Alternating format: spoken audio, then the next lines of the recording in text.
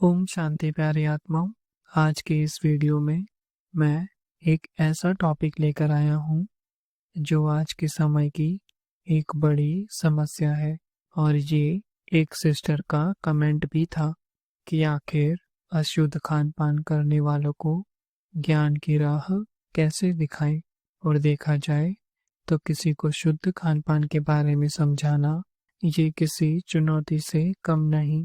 अक्सर जब हम किसी को शुद्ध आहार के बारे में समझाते हैं या बताते हैं तो वो मोस्टली यही कह देते हैं कि ये सब तो धर्म की बातें हैं, ये सब फालतू की बातें हैं। या कई बार ये भी कहते हैं कि भगवान ने स्वाद आखिर क्यों दिया जब ये सब खाना ही नहीं होता। सच कहूँ तो मैंने ऐसे बहुत से लोग देखे हैं जो स्पिरिचुअली बहुत एडवांस है। बहुत सा अलग अलग तरह का ज्ञान उनके पास है। बहुत सी किताबें उन्होंने अपनी लाइफ में पढ़ी हैं, लेकिन खान पान के मामले में प्रेफरेंस नॉन वेज की तरफ ही जाती है। लेकिन क्या आप जानते हैं कि सबसे दुखदाई बात क्या है? ये सभी लोग एक्चुअली में इंटरनली पूरी तरह जानते हैं कि ये गलत है और सोल लेवल पर उनको मालूम होता है, लेकिन वो उस आवाज को नहीं सुनते और खुद में बदलाव नहीं ला पाते। और आखिर ऐसा क्यों? क्योंकि हमने कभी इस समस्या की गहराई में जाकर समझने की कोशिश ही नहीं करी। ना ही हमने ये समझने की कोशिश करी कि इसके पीछे आखिर कौन सी साइकोलॉजिकल, स्पिरिचुअल और कार्मिक लेयर काम करती है। सो आज की इस वीडियो में हम इसी को गहराई से समझेंगे। हम समझेंगे कि कैसे कार्मिक पैटर्न्स को भी हील किया जा सकता है। इसीलिए वीडियो को एंड तक जरूर देखिएगा और ध्यान से समझिएगा, क्योंकि आज आप कुछ ऐसा सीखेंगे जो आपकी पूरी अप्रोच बदल देगा। प्यारी आत्माओं, शुरुआत के दिनों में मैं भी पहले ये ही समझता था कि ज़्यादातर लोग सिर्फ हैबिट्स की वजह से अशुद्ध खान पान करते हैं। लेकिन जैसे जैसे मैंने इसको और गहराई से समझा, तब मुझे एहसास हुआ कि ये सिर्फ टेस्ट या हैबिट का खेल नहीं है, बल्कि ये एक कंप्लीट कार्मिक प्रोग्रामिंग है। शिव बाबा का ज्ञान भी हमको यही समझाता है कि सोल अनेक जन्मों से इस बॉडी कॉन्शियसनेस में फंसी हुई है। इसका मतलब कि आप 63 जन्मों से लगातार दो तरह का भोजन करते हुए आए हैं। एक है राजसिक भोजन और दूसरा है तामसिक भोजन। राजसिक भोजन का मतलब है मीडियम एनर्जी फूड।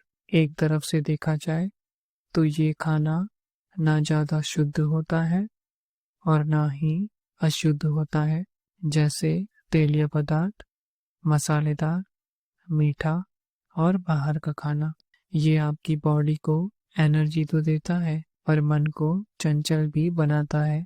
दूसरी तरफ तामसिक भोजन, जिसको हम अशुद्ध या इम्प्योर फूड कहते हैं, जैसे मांस, मच्छी, अंडा और लहसुन प्याज, क्योंकि ये काम और क्रोध दोनों को ही बढ़ावा देता है। इस तरह का खाना मन और शरीर दोनों को अशुद्ध बनाता है। इससे काम, क्रोध, लोभ, मोह और अहंकार मजबूत होते हैं और फाइनली स्पिरिचुअलिटी से आपको दूर भी करता जाता है। और जब आप इतने जन्मों से लगातार राजसिक और तामसिक भोजन कर रहे हैं तो ये सिर्फ आपकी टेस्ट बड्स को अफेक्ट नहीं करता, बल्कि ये सोल के संस्कार में गहराई से जाकर बैठ जाते हैं। असल में इस तरह के भोजन की सबसे बड़ी प्रॉब्लम ये नहीं है कि ये अनहेल्दी है, बल्कि ये सोल की एक्चुअल एनर्जी या फोकस को डिस्टर्ब करता है।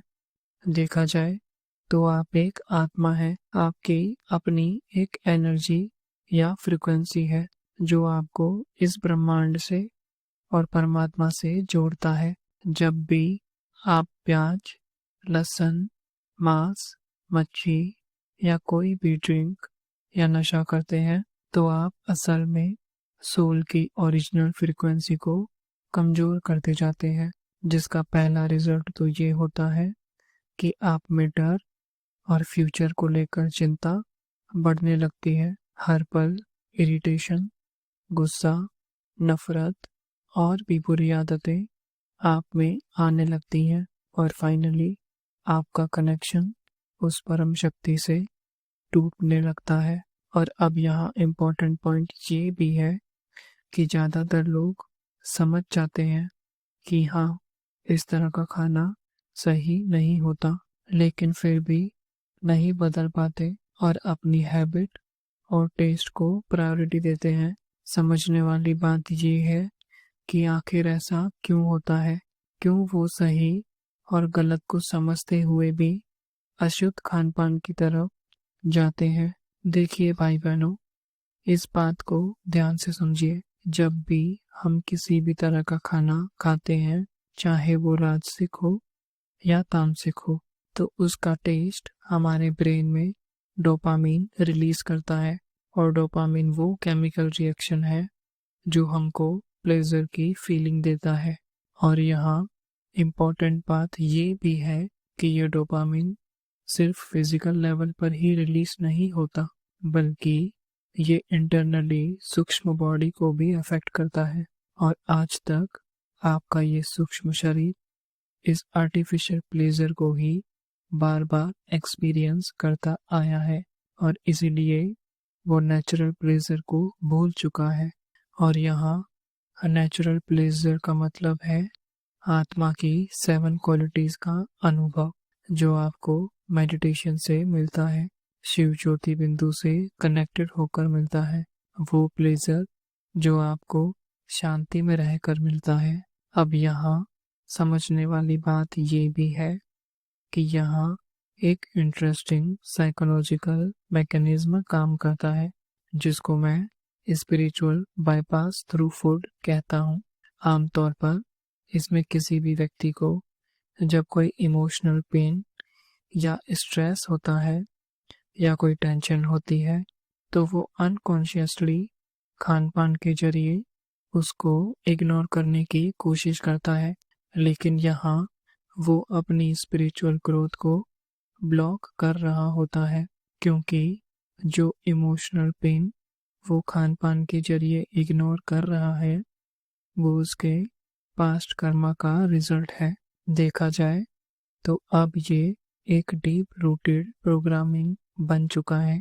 अब यहाँ से सवाल ये भी आता है कि आखिर इस डीप रूटेड प्रोग्रामिंग को कैसे चेंज किया जाए, क्योंकि ये तो ऑलमोस्ट 63 जन्मों के पुराने और पक्के संस्कार बन चुके हैं। सो इसीलिए अब मैं आपके साथ वो पावरफुल टेक्निक शेयर करूंगा जो पूरी तरह एक ट्रांसफॉर्मेशन का काम करेंगी। लेकिन उससे पहले हमको ये भी समझना होगा कि ये ट्रांसफॉर्मेशन आसान नहीं होता, क्योंकि हमारा ब्रेन चेंज को रेसिस्ट करता है। और इसीलिए पहले हमको ये समझना होगा कि हर व्यक्ति के अंदर 3 लेवल ऑफ रेसिस्टेंस होते हैं। पहला, फिजिकल लेवल रेसिस्टेंस। इस लेवल पर हमको ये लगता है कि इस बॉडी का ध्यान रखना जरूरी है, इसको शक्ति देनी है और इसीलिए ये पर्टिकुलर टाइप का खाना तो लेना ही है, नहीं तो मैं वीक हो जाऊंगा। और इसीलिए कहीं ना कहीं नॉनवेज की तरफ हम भागते हैं। दूसरा, इमोशनल लेवल रेसिस्टेंस।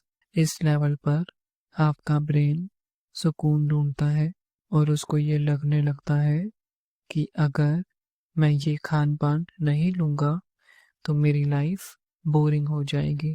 तीसरा, सोल लेवल रेसिस्टेंस। ये वो रेसिस्टेंस है जो सबसे गहरा होता है। यहाँ आपको सोल लेवल पर ये फीलिंग या डर आ सकता है कि इतना भी प्योर होकर क्या करना, अगर मैं पूरी तरह प्योरिटी और खान पान का पालन करने लगा तो इस दुनिया या समाज से ही अलग ना हो जाऊं। तो अब आप ये 3 लेवल ऑफ रेजिस्टेंस समझ चुके हैं, और अगर आप सच में खुद को या किसी को भी ट्रांसफॉर्म करना चाहते हैं तो आपको ये 3 लेवल को रिजॉल्व करना ही पड़ेगा। अगर आप सिर्फ इंटेलेक्चुअल लेवल पर किसी को समझाएंगे तो वो जरूर समझ जाएगा, लेकिन सिर्फ टेम्पररी बेसिस पर। अब यहाँ मैं कुछ और इम्पोर्टेंट समझाना चाहता हूँ। जब भी आप किसी में बदलाव लाना चाहें तो सबसे पहले आप अपनी एनर्जी और थॉट्स को कंट्रोल करें, क्योंकि किसी को समझाना ये सिर्फ शब्दों का खेल नहीं है, बल्कि ये ट्रांसफॉर्मेशन ऑफ पॉजिटिव एनर्जी है। तो प्यारी आत्माओं, आज की इस वीडियो में आपने समझा कि किसी भी तरह का ट्रांसफॉर्मेशन ये सिर्फ सरफेस लेवल तक ही सीमित नहीं है, बल्कि ये एक एनर्जी का खेल है और कंप्लीट कार्मिक हीलिंग प्रोसेस है। और अब एक और इम्पोर्टेंट बात, इनिशियली जब कोई पर्सन एकदम से प्योर डाइट पर शिफ्ट करता है तो उस समय उसका बॉडी क्लीनिंग प्रोसेस में होता है, क्योंकि पुरानी हैबिट्स, खान पान, ये सब चेंज हो रहा होता है। इस दौरान बॉडी में वीकनेस और शुरुआत में फीवर आना बहुत ही नॉर्मल है।